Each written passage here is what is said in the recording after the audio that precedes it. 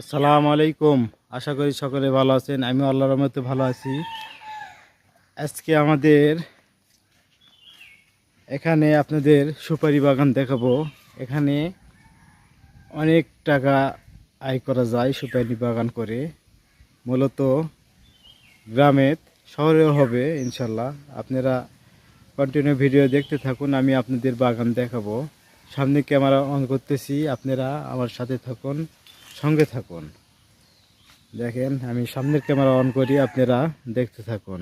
সুপারি বাগান অনেক সুন্দর এবং অনেক সুপারি ধরে, এখান থেকে অনেক টাকা ইনকাম করা যায়। দেখেন,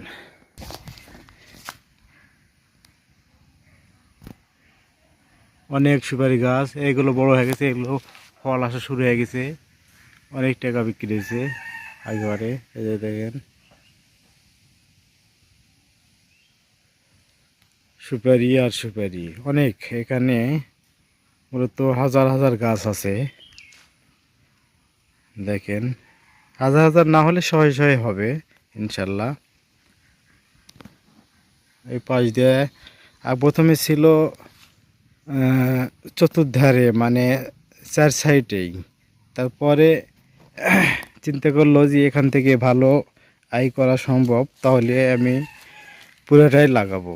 তারপরে ভিতরে লাইন করে লাগানো আছে। দেখেন,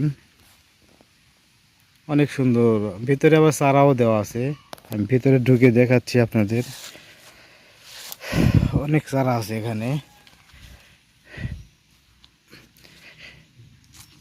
বিশেষ করে আপনারা বাড়িতে তৈরি করবেন চারা, তাহলে অনেক সুবিধা হবে।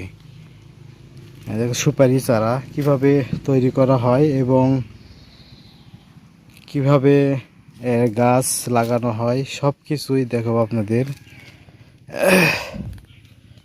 এই যে এগুলো সব চারা, সুপারি চারা।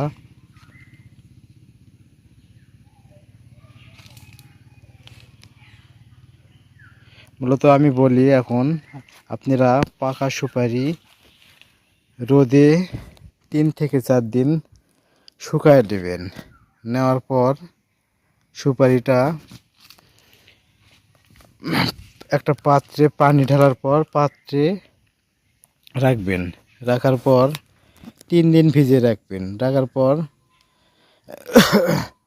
সুপারিটা মাটি খোঁড়ার পর মাটিতে পুঁতে রাখবেন।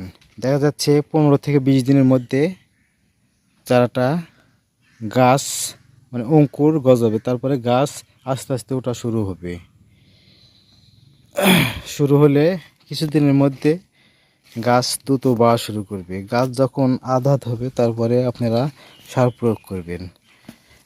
ডিএপি সার দিলে দ্রুত গাছ বাড়ে এবং শক্তি বৃদ্ধি পায়। 2 থেকে 2.5 মাসের মধ্যে চারা লাগানোর উপযুক্ত হবে। তখন আপনারা চারা সুন্দর করে মাটি কেটে নিয়ে যেখানে আপনাদের জায়গা পরিবেশ আছে সেখানে লাগাবেন। এবং ভিডিওটা যদি ভালো লাগে লাইক কমেন্ট শেয়ার করবেন, এবং যারা ইউটিউব থেকে দেখবেন তারা সাবস্ক্রাইব করে সাথে থাকবেন।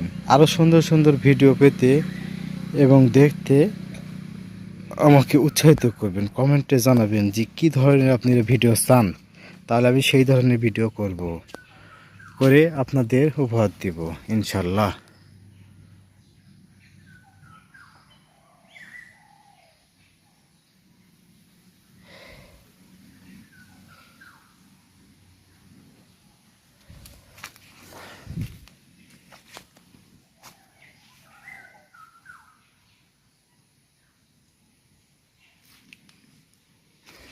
সবাই ভালো থাকবেন, সুস্থ থাকবেন।